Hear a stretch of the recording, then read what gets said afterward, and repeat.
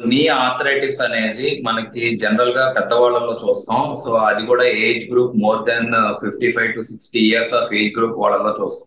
మేము 5 నిమిషాల కన్నా 10 నిమిషాల కన్నా నడవలేకపోతున్నాం, కొంచెం దూరం నడిచినా సరే మాకు మోకాళ్ళ నొప్పులు వస్తున్నాయని చెప్పి మనకి కామన్ గా ప్రెసెంట్ అవుతూ ఉంటారు.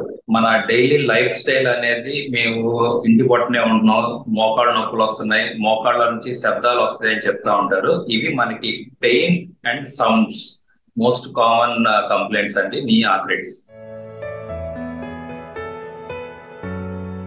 నీ ఆర్థరైటిస్ కి రిస్క్ ఫ్యాక్టర్స్ అనేది అంటే ఇది నీ ఆర్థరైటిస్ అనేది అదొక డిసీజ్ కాదండి, ఇది ఒక ఏజ్ రిలేటెడ్ డీజనరేషన్.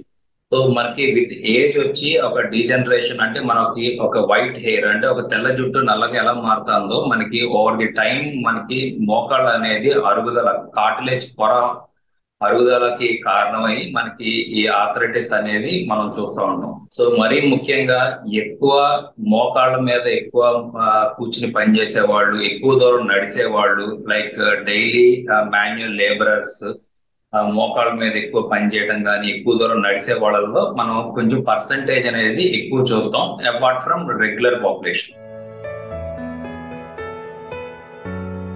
నీ ఆర్థరైటిస్ జనరల్ గా నొప్పితో పేషెంట్స్ మనకి జనరల్ గా ప్రెసెంట్ అవుతారు.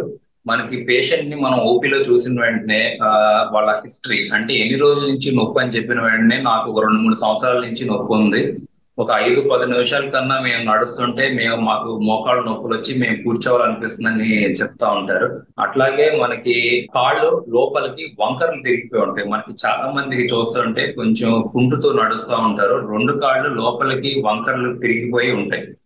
అండ్ మనం వాళ్ళ మోకాల్ని పట్టుకొని చూస్తే మడిసి చాపినప్పుడు ఏంటంటే కట్ అని మనకి శబ్దాలు వినిపిస్తాయి. నొప్పి, వంకర అండ్ శబ్దాలు ఇవన్నీ క్లినికల్ డయాగ్నోసిస్ అండి మనకి ఆర్థరైటిస్ అని చెప్పడానికి. అట్లాగే పేషెంట్ కి ఒక ప్రాపర్ స్టాండింగ్ ఎక్స్రే అంటే నించోబెట్టి 2 మోకాళ్ళని సమాంతరంగా ఒక ఎక్స్రే తీస్తే ఆ జాయింట్ లో ఉన్న స్పేస్ ఎట్లా ఉంది అండ్ ఒక డిఫార్మిటీ ఎట్లా ఉందో చూసి మనం ఈ నీ జాయింట్ ఆర్థరైటిస్ అనేది మనం నిర్ధారణకి మనం రావడం జరుగుతుంది.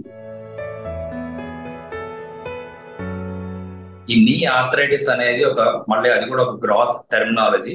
మనకి మోస్ట్ కామన్ గా మన ఇండియన్ పాపులేషన్ లో చూసేది డీజనరేటివ్ ఆర్థరైటిస్ అంటే అరుగుదల వల్ల మనకి మోకాళ్ళు అనేది అరగటం. ఈ అరుగుదల వల్ల కాకుండా మనకి అదర్ టైప్స్ ఆఫ్ ఆర్థరైటిస్ కూడా ఉంటాయండి. కీళ్ల వాతం మనకి చాలా మందికి చేతి వేళ్ళు, కాళ్ళు వేళ్ళు అన్ని బిగుసుకుపోతున్నాయి, ఉదయం నిద్ర లేచిన వెంటనే మాకు జాయింట్లు అన్ని చాలా టైట్ గా స్టిఫ్ గా ఉన్నాయి అంటారు. కీళ్ల వాతం లక్షణాలు ఉన్న వాళ్ళకి కూడా మనకి ఆర్థరైటిస్ వచ్చే ఛాన్స్ ఉంటుంది. దాన్ని రొమటాయిడ్ ఆర్థరైటిస్ అంటారు.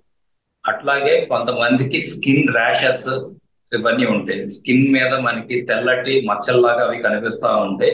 సొరియాసిస్ అని చెప్పి మనకి స్కిన్ క్లినిక్ వెళ్ళి ఆ ట్రీట్మెంట్ అవి తీసుకోవడం జరుగుతుంది. ఈ సొరియాసిస్ వల్ల కూడా మనకి ఆర్థరైటిస్ వచ్చే ఛాన్స్ ఉంది, దాన్ని సొరియాటిక్ ఆర్థరైటిస్ అంటారు. మరి కొంతమందికి ఏదైనా దెబ్బ తగలటం కానీ, ఏదైనా ఇంజెక్షన్ వల్ల కానీ, ఏదైనా ఇన్ఫెక్షన్ వల్ల జాయింట్ లోకి ఒక చీము అనేది చేరి మనకి కార్టిలేజ్ పొర అనేది డ్యామేజ్ జరగడం జరుగుతుంది. దాన్ని సెప్టిక్ ఆర్థరైటిస్ అంటారు.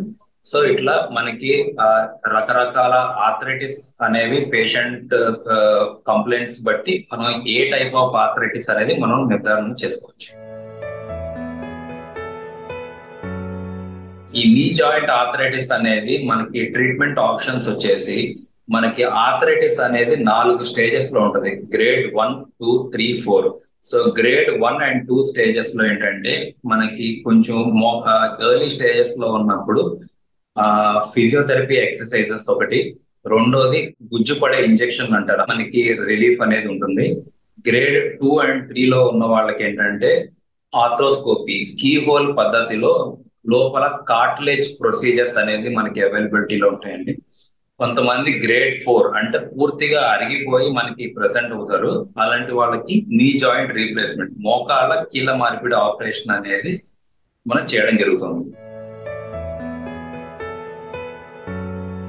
మనకి ఎర్లీ స్టేజ్ ఆఫ్ నీ ఆర్థరైటిస్ ఉన్నప్పుడు డెఫినెట్లీ మనం ఎవ్రీడే ఒక 10 to 15 minutes of walking and మరీ ముఖ్యంగా సైక్లింగ్. సో ఈ సైక్లింగ్ అండ్ వాకింగ్ రెగ్యులర్ గా మనం చేయటం వల్ల ఈ తొడ కండరాలు అనేది మనం గట్టిపడి ఎముక రాపిడ్ అనేది తగ్గి మనకి ఒక సిమ్టమాటిక్ గా రిలీఫ్ రావడం జరుగుతుంది. అట్లాగే మోకాళ్ళ మీద లోడ్ తగ్గటం వల్ల ఈ ప్రోగ్రెషన్ ఆఫ్ ఆర్థరైటిస్ అనేది డిలే అవుతుంది. So definitely everyday 30 minutes of basic exercise చేయటం అనేది చాలా ఇంపార్టెంట్. ఆర్థరైటిస్ మనకి తగ్గించుకోవడానికి సప్లిమెంట్స్ ఉండదు, కానీ యాజ్ సచ్ మనకి బోన్ హెల్త్ కి మనకి రెగ్యులర్ సప్లిమెంట్స్ ఉంటాయి. So proper intake of calcium, vitamin D, magnesium, zinc ఇలాంటివి మనం ఏదర్ మన డైట్ రూపేనా ఆర్ డైట్ లో మనకి ఎక్కువ మోతాదు అందట్లేదంటే సప్లిమెంట్ పరంగా మనం ఈ ఫుడ్స్ తీసుకోవడం వల్ల ప్రాపర్ బోన్ హెల్త్ అనేది ఇంప్రూవ్ అవుతుంది. అండ్ పర్ డే ఎవ్రీడే మనం 3 to 4 liters of proper water intake and with 30 minutes of physical activity ఉంచుకుంటే మన రెగ్యులర్ బోన్ హెల్త్ అనేది మనకి స్ట్రాంగ్ గా ఉంటుంది. ఈ నీ ఆర్థరైటిస్ అనేది లాంగ్ టర్మ్ గా మనం అడ్రస్ చేయకుండా ఉండటం వల్ల ఈ పేషెంట్ మోకాళ్ళ నొప్పులతో ఎక్కడికి వెళ్లకుండా ఒక సెడెంటరీ లైఫ్ స్టైల్ అనేది అలవాటు చేసుకుంటారు. సో మనకి నాకు మోకాళ్ళ నొప్పులు ఉన్నాయి, ఇప్పుడు నేను బయటికి వెళ్ళలేను, ఒక ఫంక్షన్ కి వెళ్ళలేను అని చెప్పి ఇంటి పట్టునే ఉండటం, ఒక సెడెంటరీ లైఫ్ స్టైల్ వల్ల ఏంటంటే నిదానంగా వాళ్ళు బరువు పెరగటం, దానివల్ల నిదానంగా ఏదైనా డయాబెటిక్స్, షుగర్ లాంటి వ్యాధులు రావటం ఇట్లాంటివి జరుగుతూ ఉంటాయి. సో అదే మనకి ఈ బాగా అరిగింది, నొప్పి ఉంది అన్నప్పుడు ఒక జాయింట్ రీప్లేస్మెంట్ లాంటి సర్జరీ చేయించుకుంటే ఇమీడియట్ గా రిలీఫ్ రావడం, నొప్పి తగ్గడం, మోకాళ్ళు పూర్తిగా మడవడం, చాపడం వల్ల రిలీఫ్ రావడం జరుగుతుంది. అట్ ద సేమ్ టైం వాళ్ళు కొంచెం ఫిజికల్ యాక్టివిటీ, వాకింగ్ ఇవన్నీ రీస్టార్ట్ చేయడం వల్ల ఒక జనరల్ హెల్త్ అనేది కూడా ఇంప్రూవ్ అవ్వడం జరుగుతుంది. ఇప్పుడు జనరల్ గా మనకి వచ్చే వాళ్ళు జాయింట్ రీప్లేస్మెంట్ సేఫ్ అయినా చేయించుకున్న తర్వాత కూడా చాలా మందికి నొప్పులు వస్తున్నాయి, చాలా రోజులు మంచం మీదే ఉండాలి సర్జరీ తర్వాత, అండ్ ఫిజియోథెరపీ కొన్ని నెలలు చేయాలంట కదా అని చెప్పి ఇలాంటి క్వశ్చన్స్ మనకి జనరల్ గా ఎన్కౌంటర్ అవుతారండి.